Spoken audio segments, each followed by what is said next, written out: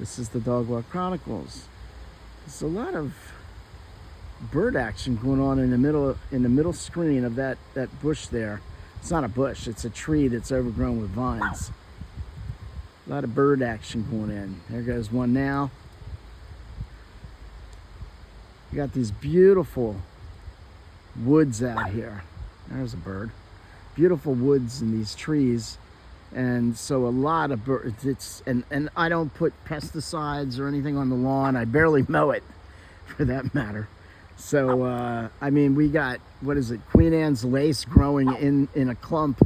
I left it alone when I noticed a plant, and then I realized it was Queen Anne's lace, and I left it alone. It didn't do what I was hoping it would, like be a big clump of white, and then I would let it grow a little more and a little more.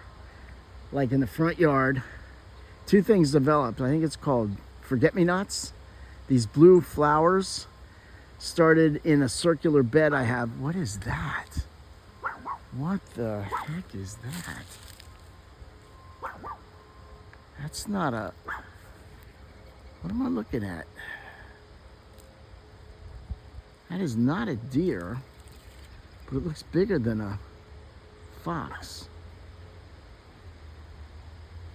Right down mid-screen. Where is that? Down in there. Let's see if I can see it. Anyway, what was I saying? Where is it? Oh, it is a deer. Right middle screen. It was a deer. I must have seen his back and not seen his antlers. Is that antlers? Am I looking at the... It's hard to tell where the script... Yeah. Okay, it's a deer. That's not as disconcerting. I just saw a article about a coyote in Georgia. I was reading that in the Washington Post. So, of course, I had thoughts of bigger predators around. Someone's told me there's been a coyote sightings around here.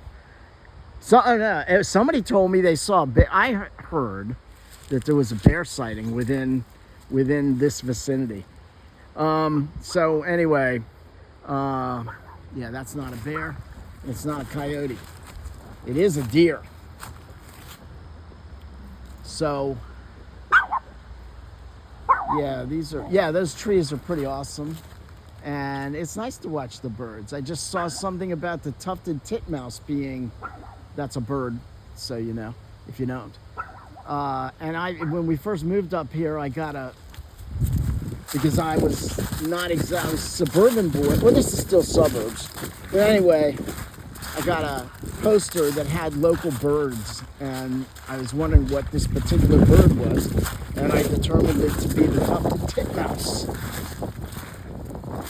So we do have those. We will have groups of robins, of course, and groups of cardinals. Come on, Toby. Let's go. Toby, come. Cardinals. It seems sometimes these birds will fly in groups. Bluebirds with the orange chest, blue and orange with an orange chest. Come on, Toby. What else comes in groups around here? Especially since we have a few water sources, little, buckets like these. Oops, sorry. Excuse me. Like these, which attract the frogs, and some. I put a couple of small cement plastic mixers, and then put some rocks around it and put some wood going in it so that the frogs could sit in it and get in it and out of it. And the fox comes through this garden sometimes every day, comes right through here, grabs himself a little water and makes my dogs go crazy. There's the black. Oh, the gate's open. That's not appropriate. There we go. Here we go. Go on in there. Go. You want to go in there? Go. Let's close this gate a little bit. Make it a little difficult for you to get out, Gus. Even though the mesh is broken. Yeah, the fox will come and grab a little bit of water here.